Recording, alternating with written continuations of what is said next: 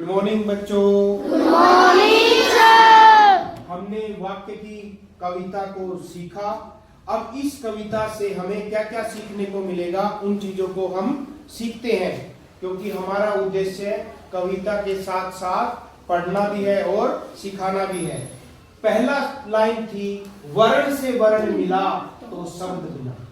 तो वर्ण क्या होता है? जैसे क्या है, इसमें मैंने हलंत लगा दिया, इसमें ए हटा दिया, ये वर्ण है। यानी वर्ण भाषा की सबसे छोटी इकाई है।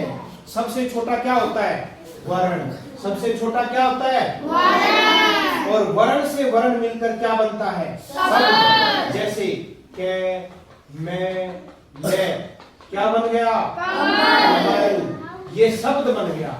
ये क्या है? वर्ण। ये क्या है यहाँ पे? वर्ण। और ये क्या बना दिया मैंने? तो आया वर्ण से वर्ण मिला तो वो शब्द बना। देखा, वर्ण से वर्ण मिल गया तो क्या बन गया हमारे पास? अब देखो, शब्द से शब्द बना तो वाक्य बना।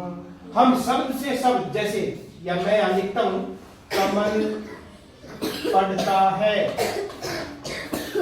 तो देखिए ये शब्द है और ये एक शब्द है, ये एक शब्द है। इन शब्दों को मिलाकर क्या बना दिया?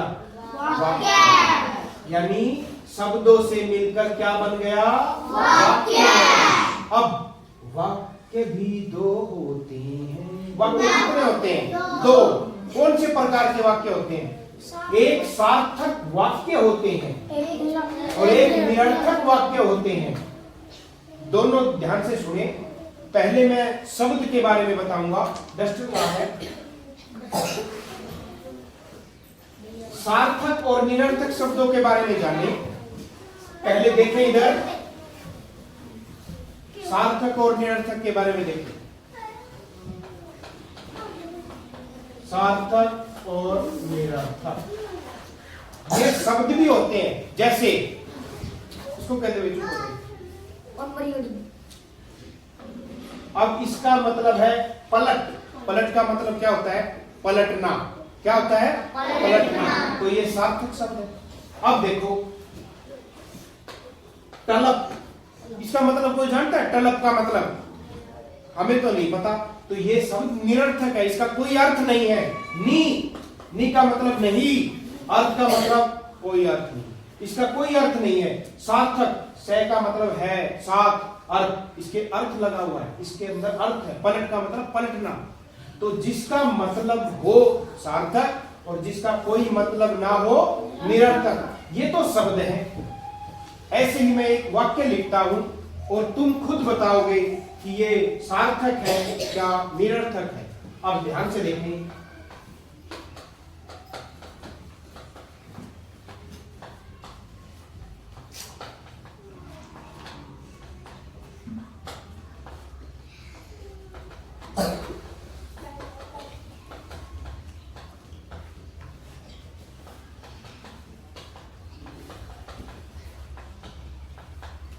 अब मैंने यहाँ दो वाक्य लिखे हैं।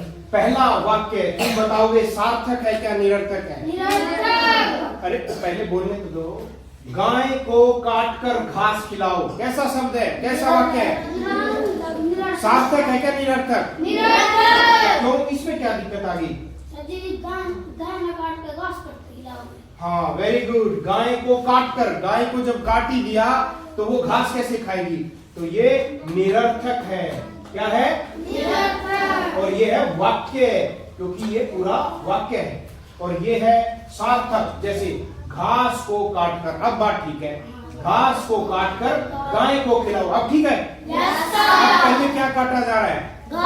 और फिर किसको खिलाया? गाय को।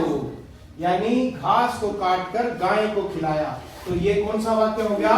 सार्थक वाक्य। क्या हो गया? तभी तो ये लाइन लिखी, एक सार्थक होता है, दूजा निरर्थक होता है। ठीक है भाई? तो ये कहानी बन गई है। ये सार्थक शब्द को सीख लिया, वर्ण का सीख लिया, शब्द का सीख लिया। अब पढ़ना लिखना सार्थक है। देखो ये दो शब्द लिखे मैंने यहाँ पे, पढ़ना और लिखना, ये सार्थक शब्द है। पढ़ने का मतलब होता है पढ़ना और लिखने का मतलब होता है हम कहीं लिखते हैं, तो ये सार्थक शब्द है। अब ये देखें चटलू मटलू, ये कोई नाम भी नहीं है, इसका कोई अर्थ भी नहीं है, तो ये कौन से शब्द है? निरर्थक शब्द है। चटलू और मटलू निरर्थक शब्द है। अब ये ना तुम भूलो भाई, इसको भूलना नहीं है, इस कविता को भूलना नहीं है। वाक्य बोलो घर घर भाई, हम घर घर में कौन से वाक्य बोलेंगे? सार्थक। कौन से बोलेंगे? सार्थक। जैसे कहते हैं रोटी दे दो, रोटी लाओ माँ, ये नहीं है। माँ रोटी ला दो, माँ रोटी ला दो, इनमें सार्थक कौन सा है, निरर्थक कौन सा है? ये कौन सा है? रोटी लाओ माँ, और ये माँ रोटी ला दो है, तो ये भी सही, लेकिन इसका भी अर्थ निकल रहा है। रोटी लाओ माँ, इसका भी अर्थ निकल रहा है, लेकिन ये अच्छी प्रकार से लिखा हुआ है। इसमें कर्ता है शुरू में, फिर कर्म है, ठीक है, और फिर क्रिया है, उसके बारे में बताएंगे, लेकिन सही प्रकार से लिखा हुआ ये है।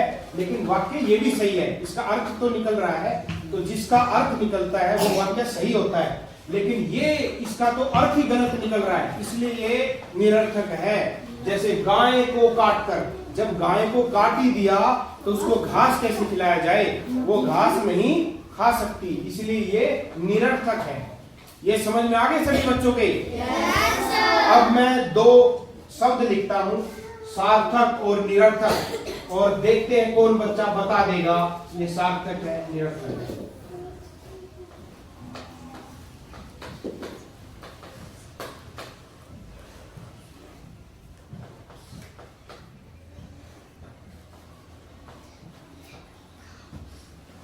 अब मैंने ये तीन शब्द लिखे हैं, ये बताए केला सार्थक है निरर्थक है?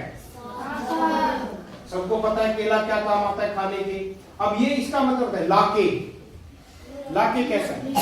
नहीं, ये भी सार्थक है। मैं कहता हूं जैसे सामान लाके दो मुझे, सामान लाके दो, ये भी सार्थक है। लापे, ये निरर्थक है। वेरी गुड, ये निरर्थक है। लापे का कोई मतलब नहीं है, लापे क्या होता है हमें पता ही नहीं, तो ये निरर्थक शब्द है। तो इस कविता से हमें पता चला कि वर्ण क्या होते हैं, सबसे छोटी इकाई, वर्णों से मिलकर क्या बने? शब्द, और शब्द से मिलकर क्या बने? वाक्य के कितने भेद? कौन कौन से? शब्द भी दो होते हैं, सार्थक शब्द और निरर्थक शब्द, और वाक्य भी दो होते हैं, सार्थक वाक्य और निरर्थक वाक्य। आ गया समझ में? ठीक है भाई, तालियां बजाओ।